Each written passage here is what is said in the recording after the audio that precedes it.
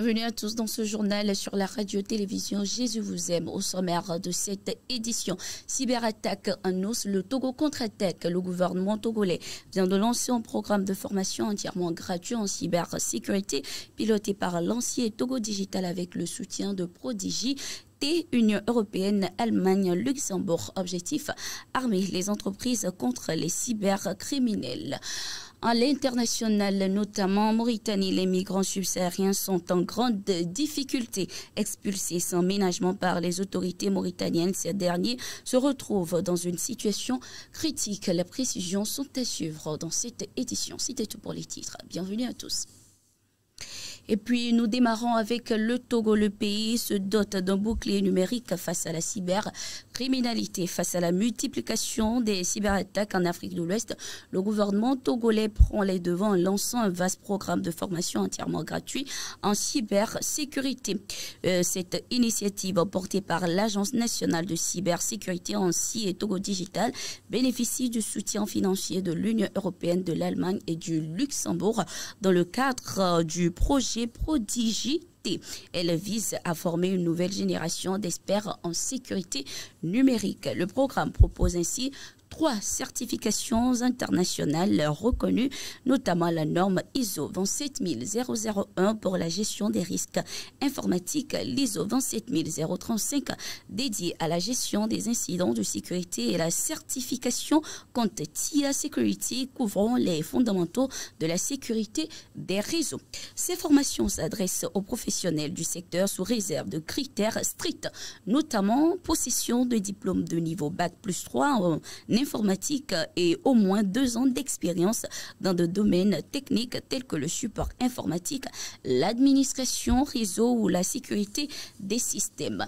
Les candidats ont jusqu'au 16 avril 2025 pour déposer leur dossier sur le site du ministère de l'économie numérique. Ce projet s'inscrit ainsi dans la stratégie nationale de cybersécurité 2024-2028 qui ambitionne de faire du Togo un hub régional en la matière tout en protégeant les entreprises locales contre des cybermenaces de plus en plus sophistiquées.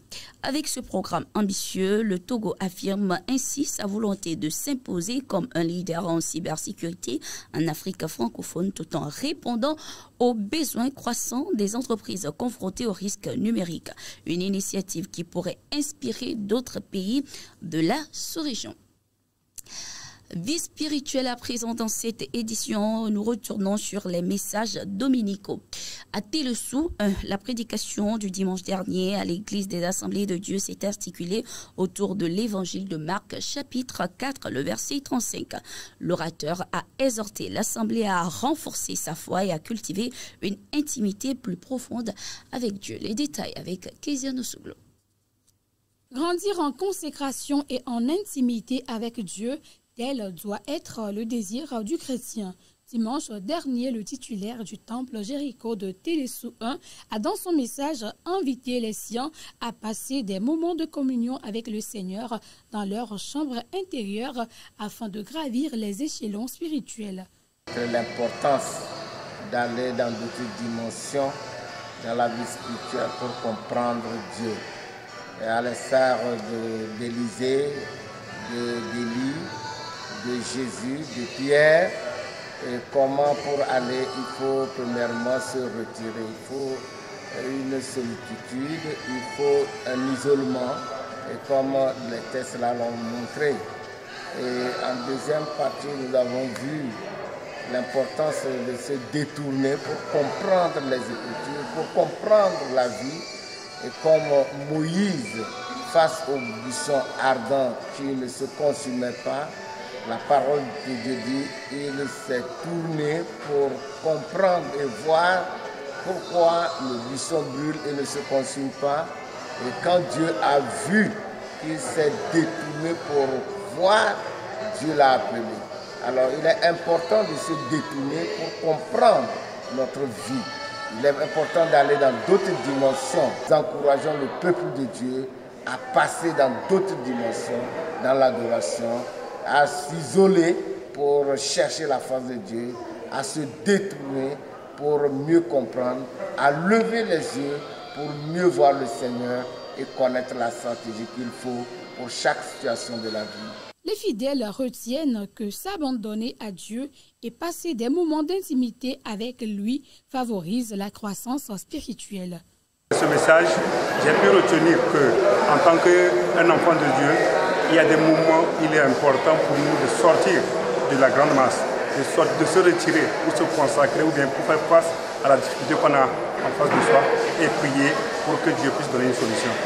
Donc, ce que je compte faire à travers ce message pour le mettre en pratique, c'est de partir d'être plus attentif à des situations et que quand une situation nécessite que je me retire pour prier, que je le fasse. Chrétiens, nous devons nous chercher la face de Dieu. Nous ne devons pas être chaque temps dans le même coin ou bien dans notre coin à ne pas chercher la face de Dieu. Oui, nos patriarches l'ont fait et ils ont eu gain de cause. C'est pourquoi aujourd'hui le message nous exhorte à pouvoir chercher la face de Dieu et à trouver gain de cause. Parce que nous sommes sur des jours, nous avons des problèmes qui nous fatiguent et nous n'arrivons pas à sortir de nos problèmes. Et ce message vient vraiment nous pousser à pouvoir retourner et à chercher la face de Dieu. Josué l'a fait, il a eu la gain de cause, Moïse l'a fait et nous aussi, nous devons suivre les pas pour la gloire de Dieu. Communier avec Dieu et chercher chaque jour à le connaître davantage, c'est donner à l'âme les nutriments adéquats dont elle a besoin pour se rapprocher beaucoup plus du Créateur.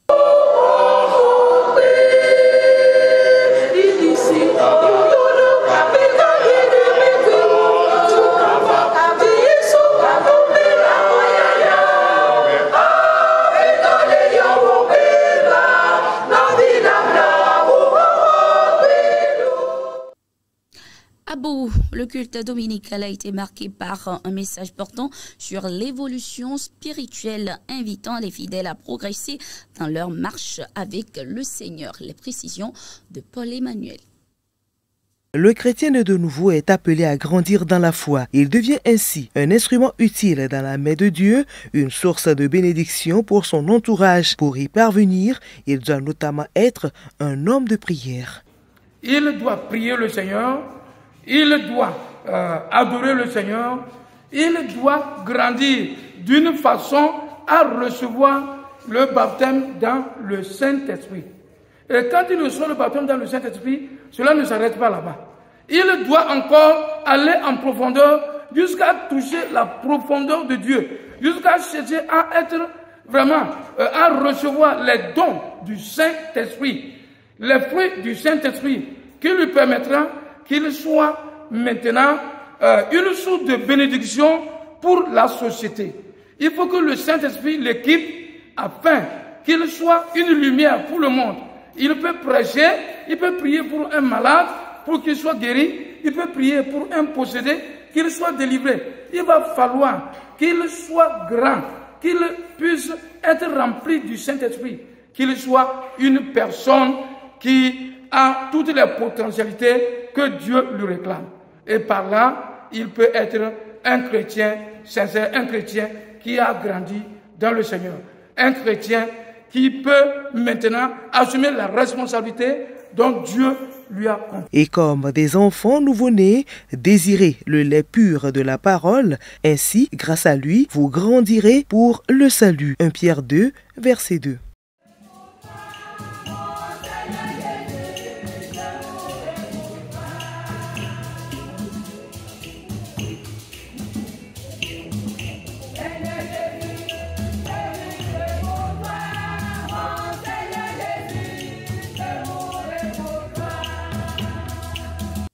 À Fiadé-Nigban, une croisade d'évangélisation sous le thème « Viens et vois » a rassemblé de nombreux croyants. Cet événement, organisé par l'Église des Assemblées de Dieu, avait pour but de partager un message d'amour et d'espérance tout en invitant chacun à découvrir la puissance de la foi. Élodie Intiabré nous fait le point.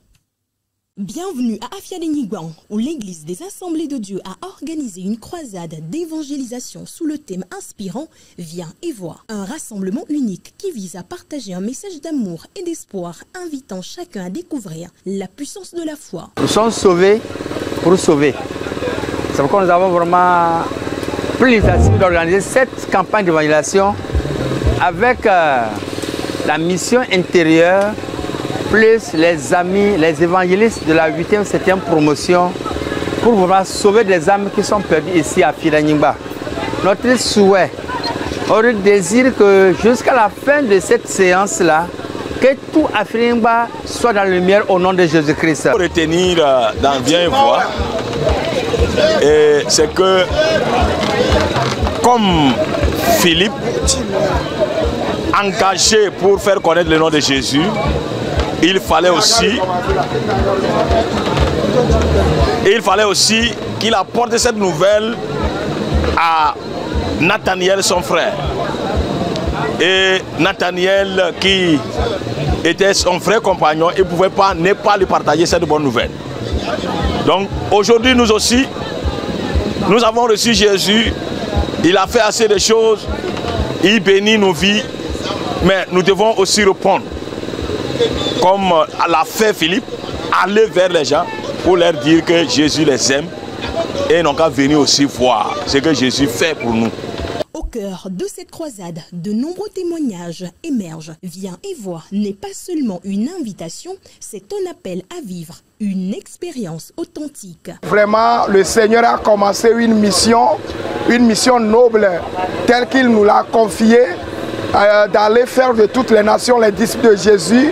Le thème de cette semaine, c'est Viens et vois. Viens et vois.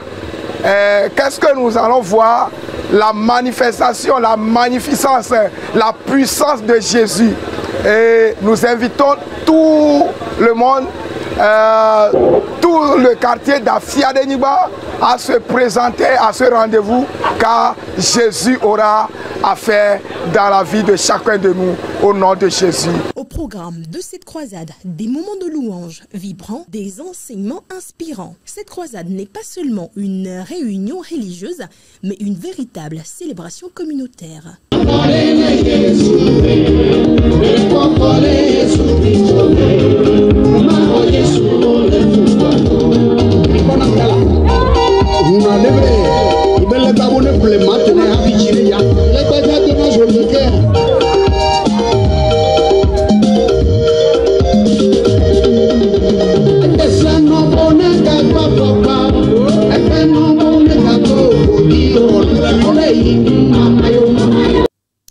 À Agbelouvé 2, le message du dimanche intitulé Un royaume merveilleux nous attend à offrir aux fidèles une perspective céleste réconfortante. Retour sur ce culte ordinaire aux accents extraordinaires avec Paul-Emmanuel. Église d'Assemblée de Dieu d'Agbelouvé 2. Fidèles et pasteurs témoignent leur reconnaissance au Seigneur à travers chants et danses.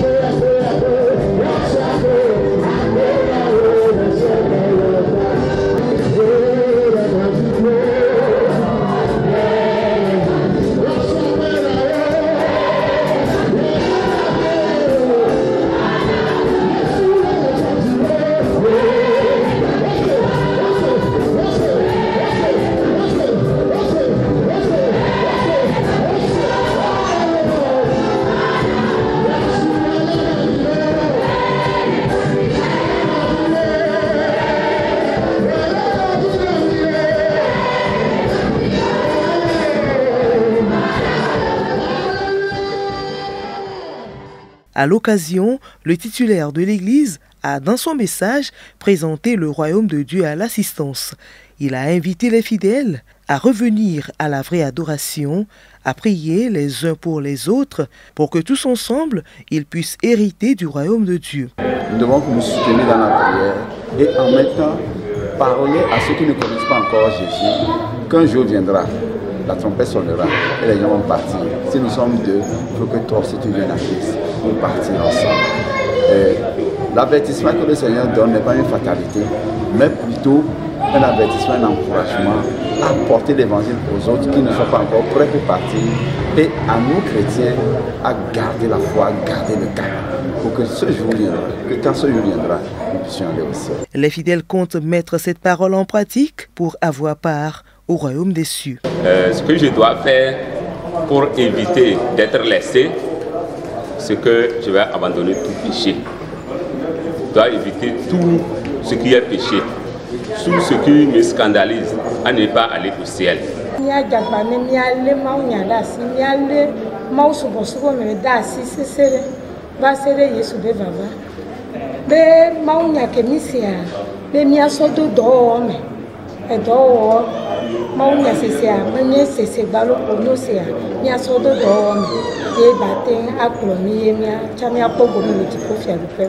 La décision que je prends à partir de maintenant, c'est pour abandonner tout et faire une résolution de m'attacher à Dieu, de m'attacher à la parole du Seigneur, pour que vraiment je puisse vraiment acquérir ce qui est de mon droit dans le royaume de Dieu.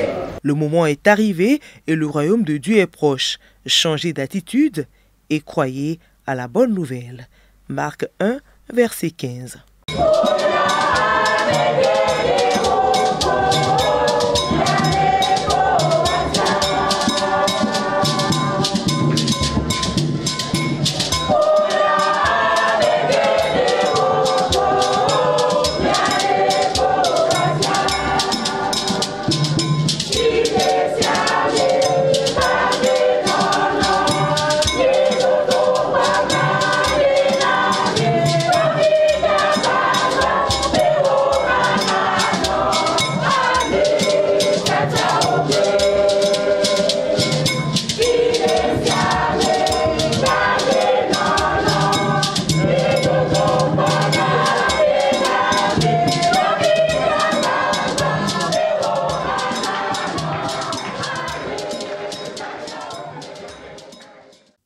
Hors de nos frontières, à présent, comme je vous le disais en titre, les migrants subsahariens endurent des conditions dramatiques en Mauritanie, expulsés sans ménagement par les autorités locales.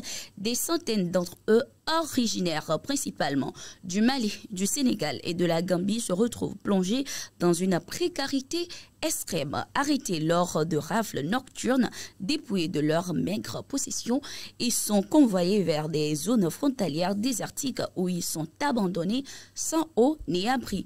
Sous une chaleur accablante, leur survie relève du miracle. Cette politique d'expulsion massive menée en étroite collaboration avec des partenaires européens finançant le contrôle des frontières viola ouvertement le droit international selon les analystes. Les conventions protégeant contre les renvois collectifs et garantissant le principe de non-refoulement sont ainsi ignorées, insistent les analystes. Pendant ce temps, les organisations régionales observent un silence troublant face à cette crise humanitaire. Les gouvernements concernés, de leur côté, engagent des discussions avec les autorités mauritaniennes pour trouver une issue à cette situation inhumaine. Et nous également, nous continuons à prier pour eux. Ainsi se referme cette édition du journal sur la radio-télévision Jésus vous aime. Merci d'être resté avec nous et bonne suite de nos programmes.